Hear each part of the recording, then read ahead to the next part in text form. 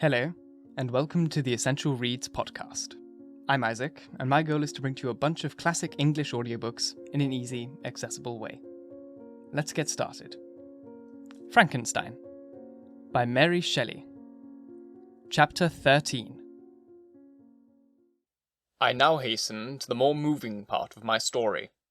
I shall relate events that impressed me with feelings which, from what I had been, have made me what I am.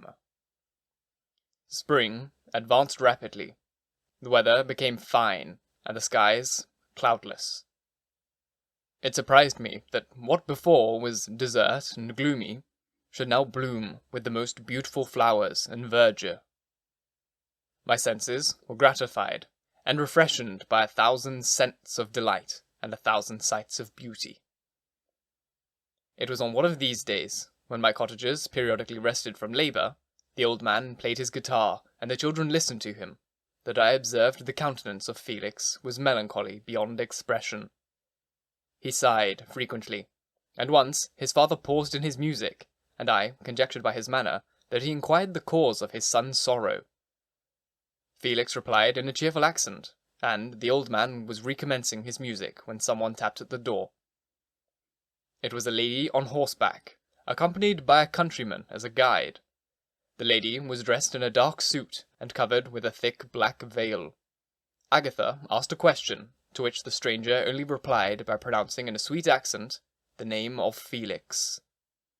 Her voice was musical, but unlike that of either of my friends. On hearing this word, Felix came up hastily to the woman, who, when she saw him, threw up her veil. And I beheld a countenance of angelic beauty and expression. Her hair, of shining raven black, and curiously braided. Her eyes were dark, but gentle, although animated. Her features of a regular proportion, and her complexion wondrously fair, each cheek tinged with the lovely pink. Felix seemed ravished with delight when he saw her. Every trait of sorrow vanished from his face, and it instantly expressed a degree of ecstatic joy of which I could hardly have believed it capable. His eyes sparkled as his cheeks flushed with pleasure, and at that moment I saw him as beautiful as the stranger. She appeared affected by different feelings. Wiping a few tears from her lovely eyes, she held out her hand to Felix, who kissed it rapturously, and called her, as well as I could distinguish, his sweet Arabian.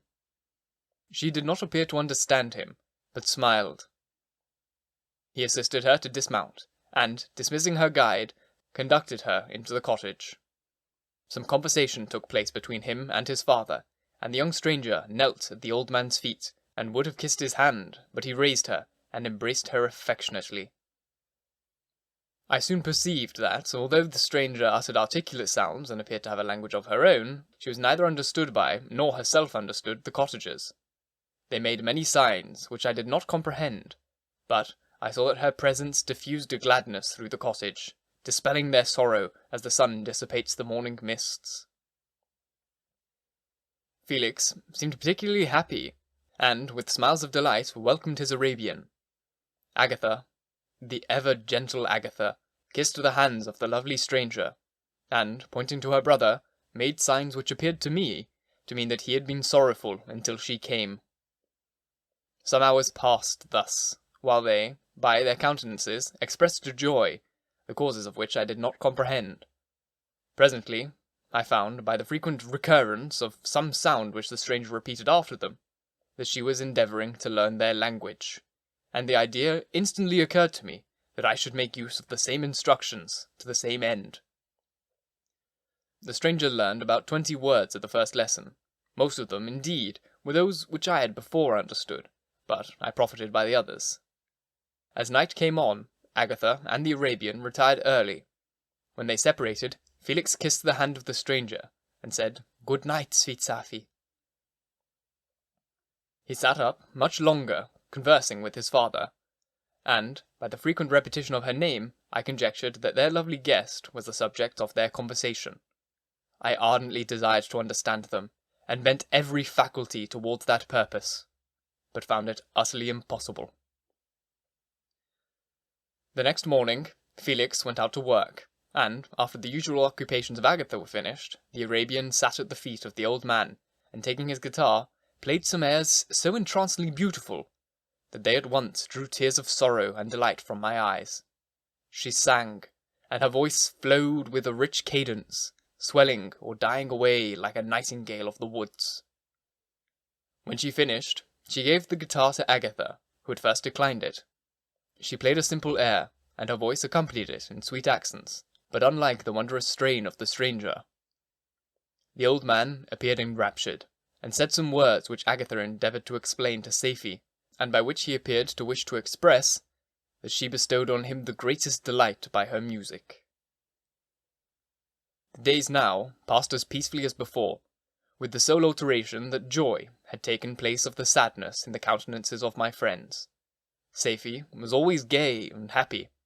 She and I improved rapidly in the knowledge of language, so that in 2 months I began to comprehend most of the words uttered by my protectors. In the meanwhile, also, the black ground was covered with herbage, and the green banks interspersed with innumerable flowers, sweet to the scent and the eyes, stars of pale radiance among the moonlight woods. The sun became warmer, the nights clear and balmy, and my nocturnal rambles were an extreme pleasure to me, although they were considerably shortened by the late setting and early rising of the sun, for I never ventured abroad during daylight, fearful of meeting with the same treatment I had formerly endured in the first village which I entered. My days were spent in close attention that I might more steadily master the language, and I may boast that I improved more rapidly than the Arabian, who understood very little and conversed in broken accents, whilst I comprehended, and could imitate almost every word that was spoken.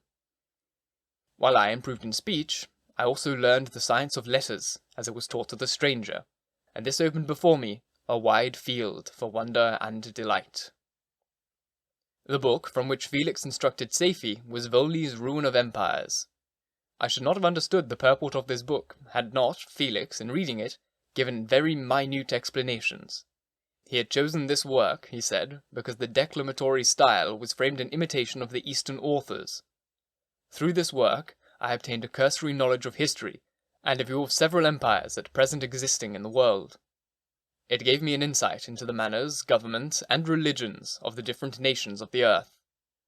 I heard of the slothful Asiatics, of the stupendous genius and mental activity of the Grecians, of the wars, of the wonderful virtue of the early Romans, of their subsequent degenerating, of the decline of that mighty empire of chivalry, Christianity, and kings.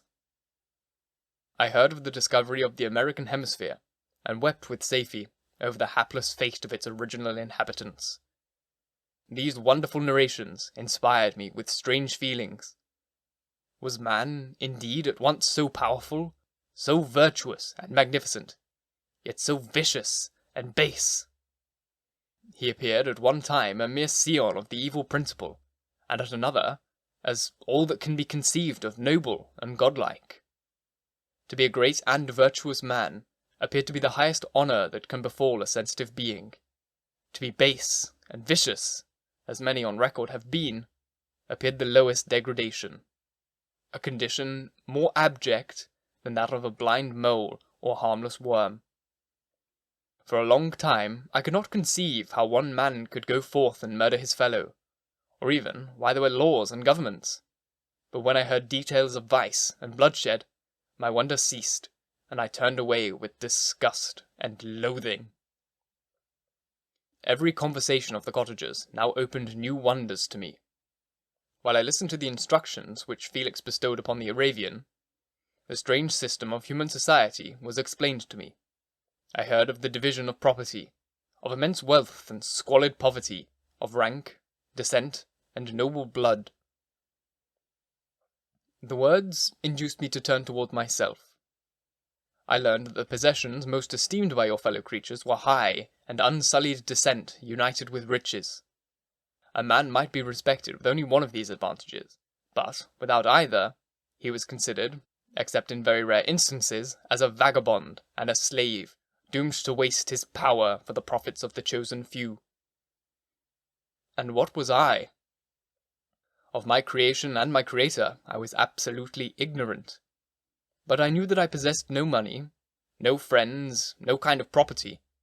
I was, besides, endued with a figure hideously deformed and loathsome. I was not even of the same nature as man. I was more agile than they, and could subsist on coarser diet. I bore the extremes of heat and cold with less injury to my frame.